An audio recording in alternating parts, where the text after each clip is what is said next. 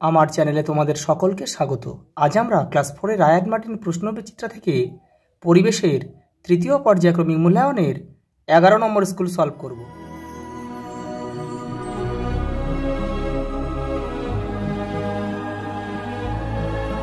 দেখো প্রথম প্রশ্ন কি বলেছে, দেখো মফলং পবিত্র বনভূমি আগলে রেখেছে খাসিয়া জয়ন্তীয়রা।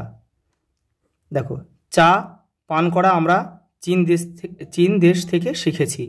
খাসিয়ারা বাস করেন মেঘালয় রাজ্যে। একই পরিবারের শাখা প্রশাখাকে একসঙ্গে আত্মীয় বলে। কুমোরটুলি অবস্থিত কলকাতাতে।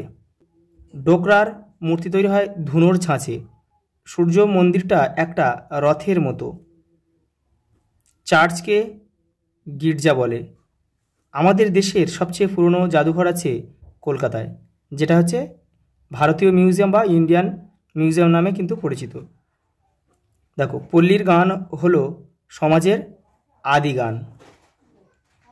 দেখো পরের প্রশ্ন শূন্যস্থান দিয়েছে। দেখো কি বলছে, দাহ্য বস্তু সাবধানে দেখো নাড়াচাড়া করা উচিত।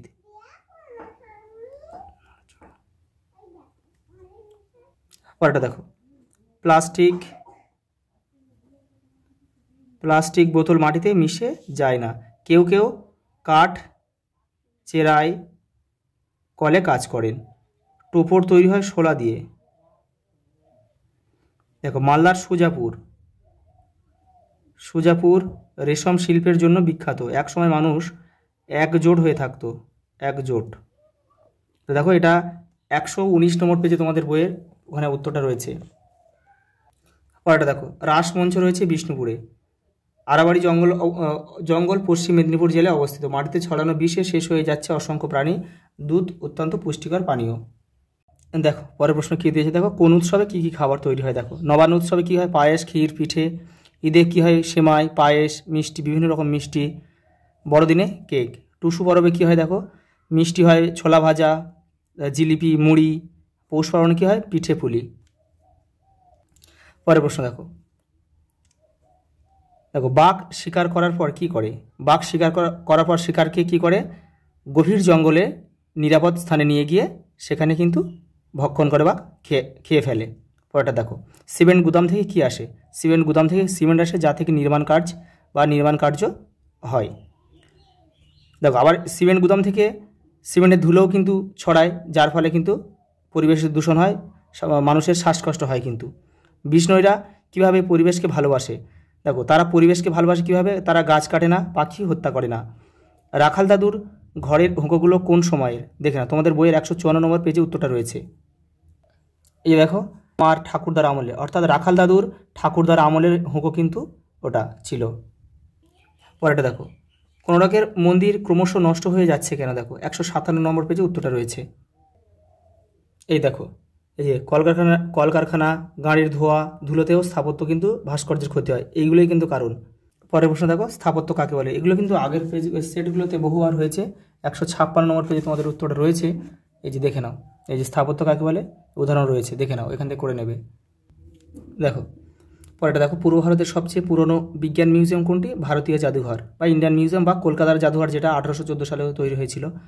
দেখো কোন কোন বর্জ্য পদার্থ পচে গন্ধ বেরোয়। দেখো প্রাণীজ বর্জ্য পদার্থ, বিভিন্ন রকম প্রাণীর মলমূত্র এবং সেই প্রাণীর দেহ থেকে, যে কোনো প্রাণীর দেহ থেকে কিন্তু পচে দুর্গন্ধ বেরোয়। পরে দেখো সাপ কেন মানুষকে কামড়ায়, ভয় পেয়ে।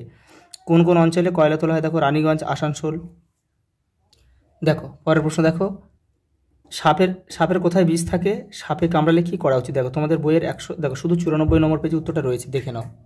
এই যে দেখো সাপের দাঁতের নিচে বিষথলিতে বিষ থাকে। তারপরে দেখো এই যে কী কী করা উচিত। দেখো এখানে সাপে কামড়ালে এখানে 6টা পয়েন্ট রয়েছে, সব কিন্তু তোমরা করবে। এই যে পরের প্রশ্ন কী বলেছে, দেখো পাহাড়ে কী কী চাষ হয়। দেখো পাহাড়ে কি চা চাষ হয়, স্কোয়াশ হয়, কমলালেবু হয়, নেসপাতি হয়, বিভিন্ন রকম ফুলের চাষ হয়। কিন্তু এটা তোমাদের বইয়ের 100 নম্বর পৃষ্ঠায় আছে, দেখে নেবে ওখান থেকে। জীবিকা কিসের উপর নির্ভর করে, দেখো দেখে নাও। এই দেখো কে কোথায় থাকেন তার উপর জীবিকার ধরন অনেকটাই নির্ভর করে। দেখো পরের প্রশ্ন দেখো, জঙ্গলের আশেপাশের মানুষের জীবিকা কী। দেখো 101 নম্বর পেজে তোমাদের উত্তরটা রয়েছে। এই দেখো জঙ্গলের আশেপাশে কি। দেখো জঙ্গল থেকে যে কাঠ সংগ্রহ, কাঠ সংগ্রহ করা, তারপরে কী হয় সেখানে কি আশেপাশে দেখো কী হয়, কাঠ চেরাই কলে অনেকে কাজ করেন, তার মানে কি জঙ্গলের আশেপাশে কিন্তু কাঠ চেরাই কল গড়ে ওঠে। তারপর কি দেখো কী কী আসে, দেখো মধু, পাতা, গাছের ঔষধি অংশ গ্রহণ করে জঙ্গল করেন জঙ্গল এলাকার মানুষ। এছাড়া দেখো মাছ ধরা, চিংড়ির মিন সংগ্রহ ও নৌকা তৈরিতেও কিন্তু অনেকে নিজেদের জীবিকা নির্বাহ করেন। দেখো পরের সঙ্গে একটা প্রশ্ন হচ্ছে মালাকার কাদের বলে? যারা সোলার কাজ করেন তাদের কিন্তু কোথাও কোথাও কী বলে, মালাকার বলেন কাজ। পরেরটা দেখো কাগজ শিল্পের উপাদানগুলি কী কী? কাঠ ও বাঁশ। এগুলি কোথা থেকে পাওয়া যায়? বন থেকে। দেখো মমি কি? দেখো মিশরের দেখো ওষুধ মাখানোর মৃতদেহকে কিন্তু মমি বলে। দেখো কিছু মানুষ কীভাবে স্থাপত্য ভাস্কর্যের ক্ষতি করে, দেখো 157 পেজে রয়েছে উত্তরটা, দেখে নাও। এই যে দেখো অনেক সময় কিছু কিছু মানুষ স্থাপত্য ভাস্কর্যের গায়ে আঁচড় কাটে, পানের ফিক ফেলে, দেয়ালে নাম লেখে, এভাবে দেখো এইভাবে অনেক সুন্দর জিনিস নোংরাও নষ্ট হয়ে যায়।